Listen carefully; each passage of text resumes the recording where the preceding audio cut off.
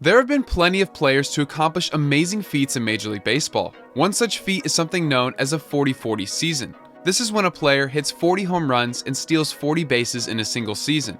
Power speed threats like this are few and far between in baseball. Ronald Acuna Jr., when he's healthy, is a prime example of a 40-40 candidate, as he nearly accomplished the feat in 2019, when he hit 41 home runs and fell 3 stolen bases shy of a 40-40 season. Now that he's another year removed from that gruesome ankle injury that has hindered his performance ever since, and is still just 25 years old, it's quite possible that 2023 is the year we see Acuna join the 40-40 club. In terms of players to actually accomplish this feat, there are only 4. The list includes Jose Canseco in 1988, Barry Bonds in 1996, A-Rod in 1998, and Alfonso Soriano in 2006. All 4 players stole between 40 and 46 bases, an impressive season, but not nearly as impressive as a 162-game stretch from June of 1986 to July of 1987, a time frame that saw this specific player do something that no other player throughout the history of baseball has been able to replicate. That player is Eric Davis. Eric Davis was drafted by the Cincinnati Reds in the 8th round of the 1980 MLB draft out of Fremont High School in Los Angeles, California. He debuted 4 years later at age 21, just 10 days before his 22nd birthday. His first cup of coffee in the MLB was in 1984 when he posted a 15% better than league average OPS+, as well as hitting 10 home runs to pair with 10 stolen bases. By no means elite, but certainly not a terrible start to his MLB career. Eric Davis spent time in the minors and majors the following season, and this time posted a 17% better than league average OPS+, and stole 16 bases in 56 games. 1986 was the year Eric Davis had been waiting for. This year would set the tone for the ensuing prime of his career from age 24 to 28. The 86 season started off slow for Eric Davis as he wasn't cemented as an everyday player yet. He batted 185 in April and 222 in May before having a month to remember in June. He slugged 5 home runs, stealing an incredible 17 bases and getting caught just twice. He hit .361 and accumulated a 1.114 OPS. This breakout month also began the historic 162-game stretch that saw Eric Davis become a historically great power speed threat. He had finally earned his stripes and would spend a majority amount of his time in left and center field. For his career, Eric Davis primarily played center, while also getting a significant amount of time at both the corner outfield positions as well. Eric Davis from June onward in the 1986 season accumulated 66 steals. For the season, his total was 80, with an 88% success rate. One month I want to highlight in particular from his 1986 season was his month of July, for which he won Player of the Month honors for. Davis hit 6 homers, stole 25 bases, and was caught just once. He batted .381, slugged .702, and posted a 1.167 OPS in 24 games. Those are some incredible numbers. He was such an elite power hitter that the Reds began utilizing him as the everyday cleanup hitter. Davis would be penciled in as the cleanup hitter in 82 games that year. He thrived in the role, posting a .974 OPS and getting the majority of his at-bats from that spot in the order. Eric Davis followed his July up with a great August as well, but faded towards the end of the season. Although, he was still able to maintain his elite base stealing rate despite batting just .225 in September and a few October games. Considering that 1986 was Davis's true breakout campaign, it was a wonder as to whether he could continue this great success into the following season. The short answer is yes. Let's put it this way. Eric Davis nearly had a 30-30 season in the first half of 1987. Wow. To start off his campaign, Davis won Player of the Month in back-to-back months, April and May.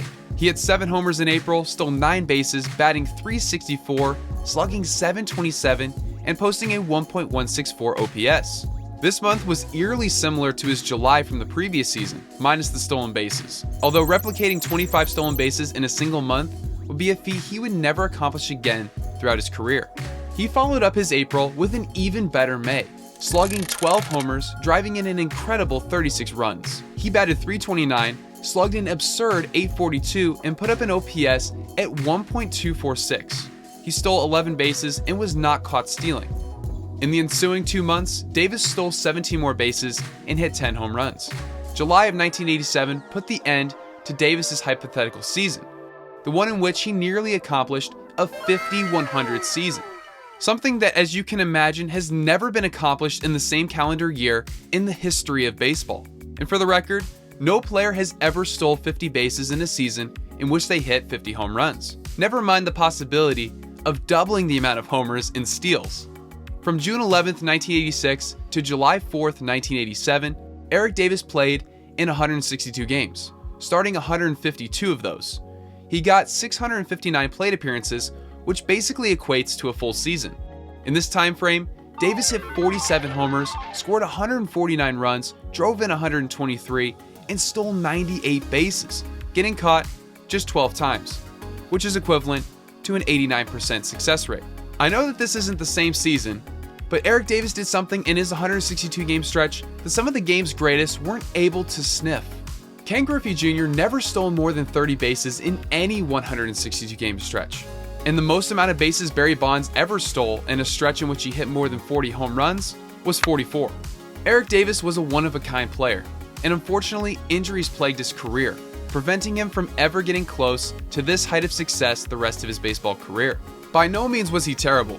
He was still a fantastic player when he was on the field, but the most amount of steals he got in a single season past his 1987 season was 35, and that came the year after in 1988. For the 1987 season as a whole, this was the closest that Eric Davis got to adding his name to the short list of players to accomplish a 40-40 season. He fell just 3 homers shy of 40 while stealing more than enough bases at 50 for the year. He accomplished this in just 131 games, as he suffered a ribcage injury while crashing into the brick outfield wall at Wrigley Field.